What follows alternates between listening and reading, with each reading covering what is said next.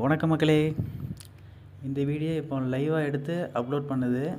இது நம்ம சப்ஸ்கிரைபர் ஒரு 3 பேருக்கான வீடியோ தான். ஏன்னா ஒருத்தவங்க வந்து புறாவை பற்றி விடுங்கன்னு சொன்னாங்க. ஸோ அந்த 3 புறா தான் நம்ம கூட்டில் இப்போதைக்கு நல்லா பறக்கும். இன்னொருத்தன் மிஸ் ஆகிட்டான் பறக்கிறவன். அது யாருன்னு கேட்டிருந்தேன். நேற்று ஒரே ஒருத்தவங்க மட்டும் கரெக்டாக சொல்லியிருந்தாங்க, பிளாக் கலர் புறான்னு. ஸோ அந்த பிளாக் தான் மிஸ் ஆகிருக்கு. அதே மாதிரி இப்போ இந்த 3 வந்து பறக்கூட்டு காமிங்கன்னு கேட்டவங்களுக்காண்டி நம்ம பறக்க விட்டு பார்க்கலாம்னு சொல்லி நானும் ட்ரை பண்ணேன். அந்த மெயிலை வந்து ஒழுங்காக பறக்காது, பட் இந்த ஒயிட் நல்லா பறந்துச்சு. அது எனக்கு கொஞ்சம் டைம் ஆகும்னு நினைக்கிறேன், பார்ப்போம்.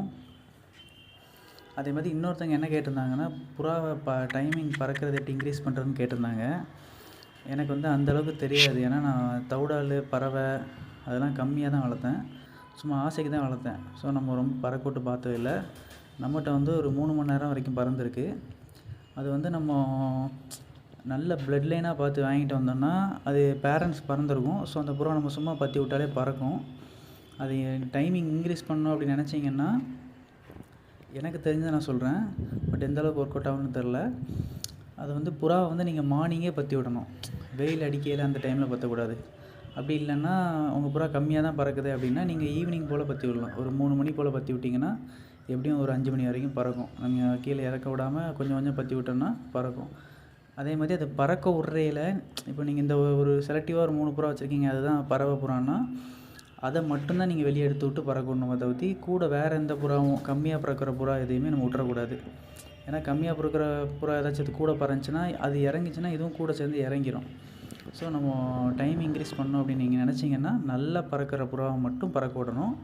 அது கூட வந்து சாதா புறா எதுவும் பறக்க விட்றக்கூடாது. இது ஒன்று. இன்னொன்று, நீங்கள் ஏர்லி மார்னிங் எந்திச்சு பறக்க விட்டிங்கன்னா கொஞ்சம் எக்ஸ்ட்ரா டைம் பறக்கும். ஏன்னா சன் வர கொஞ்சம் லேட் ஆகும்ல. ஸோ அந்த டைமில் கொஞ்சம் நல்லா எக்ஸ்ட்ரா பறக்கும். அதே மாதிரி புறா வந்து ரெக்கையை பிடிச்சி பார்த்தா தெரியும். ரெக்கை வந்து நல்ல ஹார்டாக இருந்துச்சுன்னா அது ரொம்ப பறக்காது.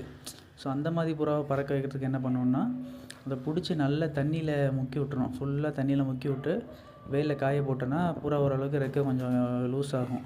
ஸோ அந்த மாதிரி இருக்கையில் நார்மலாக பறக்கிறத விட கொஞ்சம் எக்ஸ்ட்ரா பறக்கும். ஸோ நீங்கள் டெய்லியும் அது எவ்வளோக்குள்ளே பற்றி பறக்க விட்றீங்களோ அது ப்ராக்டிஸ் ஆக கொஞ்சம் டைம் இம்ப்ரூவ்மெண்ட் ஆகும். இது வந்து நம்ம சாதா புறாக்கே பண்ணலாம். இப்போ சாதா புறா இப்போ ஒரு 20 நிமிஷம் பறக்குது அப்படின்னா, நான் இந்த சொன்ன மெத்தட் நீங்கள் ஃபாலோ பண்ணிங்கன்னா ஒரு அரை மணி நேரத்துலேருந்து 3/4 மணி நேரம் வரைக்கும் பறக்க வைக்கலாம். அதுக்கு மேலே அதை பறக்க வைக்கிறது கொஞ்சம் டவுட்டு தான். ஏன்னா குதிரை தான் பந்தயத்தில் ஓடும். நம்ம கழுதையை கொண்டு குதிரை வேகத்துக்கு போக சொன்னோன்னா வாய்ப்பு இல்லை. ஸோ பந்தய புறாக்கள்லாம் வேறு, சாதா புறாக்கள்லாம் வேறு. ஸோ நம்ம அந்த அளவுக்கு இதை பறக்கணும்னு எக்ஸ்பெக்ட் பண்ணக்கூடாது. அதுதான். ஓகே மக்களே, எப்படி இருக்குன்னு பாருங்கள் வீடியோ. தேங்க்யூ.